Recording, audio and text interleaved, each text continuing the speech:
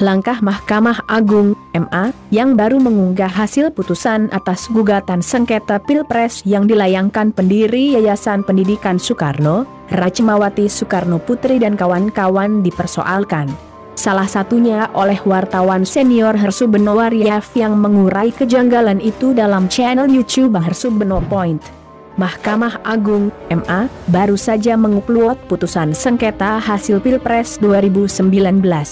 Dasar hukum penetapan KPU yang memenangkan pasangan Jokowi Maruf Amin dibatalkan. Peraturan KPU itu bertentangan dengan UU Pemilu Nomor 17 Tahun 2019. Apa konsekuensi hukum keputusan MA itu, kata Hersubeno Wariev, Selasa, 7 Juli 2020. Objek gugatan yang dilayangkan Ratcmawati dan kawan-kawan, yaitu Peraturan KPU 5/2019 tentang penetapan calon presiden dan wakil presiden terpilih. Secara khusus, kata Hersubeno, objek gugatan mengerucut pada pasal 3 ayat 7 yang mengatur mengenai penetapan pemenang Pilpres saat yang berlaga hanya 2 pasangan saja. Peraturan digugat lantaran dianggap bertentangan dengan UU 7/2017 tentang pemilu dalam menetapkan pemenang Pilpres yang hanya diikuti 2 pasangan calon. Gugatan ini didaftarkan pada 14 Mei 2019, sementara putusan KPU tentang pemenang Pilpres adalah Joko Widodo Maruf Amin ditetapkan pada 21 Mei 2019. Sementara isi putusan baru diunggah ke laman MA pada 3 Juli 2020 atau baru beberapa hari yang lalu. Adapun isi putusan MA sebagai berikut. 1. Mengabulkan permohonan pengujian hak uji material dari para pemohon. 1. Ratcmawati Soekarno Putri. 2. Asril Hamzah Tanjung. 3. DAHLIA. 4. Ristianto. 5. Muhammad Syamsul. 6. Putut Triyadi Wibowo. 6. Eko Sancojo. 7. Hasbil Mustaqim Lubis untuk sebagian 2. Menyatakan ketentuan pasal 3 ayat 7 Peraturan Komisi Pemilihan Umum Republik Indonesia Nomor 5 Tahun 2019 tentang penetapan pasangan calon terpilih, penetapan perolehan kursi, dan penetapan calon terpilih dalam pemilihan umum, bertentangan dengan peraturan yang lebih tinggi yaitu Undang-Undang Nomor 7 Tahun 2017 tentang Pemilihan Umum. 3. Menyatakan ketentuan pasal 3 ayat 7 Peraturan Komisi Pemilihan Umum Republik Indonesia Nomor 5 Tahun 2019 tentang penetapan pasangan calon terpilih, penetapan perolehan kursi, dan penetapan calon terpilih dalam pemilihan umum, tidak mempunyai kekuatan hukum mengikat. Gugatan sengketa Pilpres 2019 dari pendiri Yayasan Pendidikan Soekarno, Ratcmawati yang telah dikabulkan oleh Mahkamah Agung, MA, terasa percuma. Ini lantaran kemenangan pasangan Joko Widodo Maruf Amin yang disengketakan telah mendapat penetapan dari KPU sebelum hasil putusan MA keluar. Diuraikan Direktur Indonesia Future Studies, Infus, GDS Siriana Yusuf, gugatan itu berkaitan dengan pasal 3 ayat 7 PKPU 5/2019 yang mengatur mengenai penetapan pemenang Pilpres saat yang berlaga hanya 2 pasangan saja. Disebutkan dalam pasal itu, dalam hal hanya terdapat dua pasangan calon dalam pemilu presiden dan wakil presiden, KPU menetapkan pasangan calon yang memperoleh suara terbanyak sebagai pasangan calon terpilih.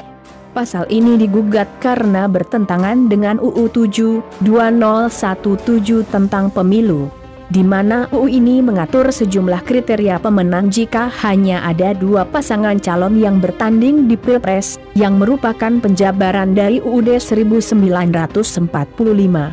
Gugatan ini didaftarkan pada 14 Mei 2019, sementara putusan KPU tentang pemenang Pilpres adalah Joko Widodo Maruf Amin ditetapkan pada 21 Mei 2019. Menariknya, putusan MA turun pada 28 Oktober 2019 dan baru diunggah ke laman MA pada 3 Juli 2020. Etika hukumnya seharusnya KPU tidak menetapkan presiden sebelum gugatan Ibu Ratcmawati diputuskan MA, kata GDS Iriana dalam akun Twitter pribadinya beberapa saat lalu, Selasa, 7/7. GDS Iriana pun bertanya-tanya mengenai hasil putusan yang keluar 7 hari setelah pelantikan Jokowi Maruf. Selain itu, pengumuman ke publik pada Juli 2020 juga perlu mendapat penjelasan yang detail. Ini menyangkut legitimasi pemerintah dan kebijakan yang telah diambil, demikian GDS Iriana. Tim ekonomi Presiden Joko Widodo kembali dapat kritik pedas dari ekonom senior, Dr. Rizal Ramli. Tim ekonomi pemerintah dinilai tak mampu menyelesaikan masalah yang menimpa ekonomi dan perbankan nasional. Menurut Rizal Ramli, tak ada prestasi yang diraih tim ekonomi Jokowi, selain hasilkan skandal keuangan dan berutang dengan bunga super tinggi. Setelah tahun 1940-an perusahaan asuransi, sekuritas dan reksadana gagal bayar. Total 400-500 triliun.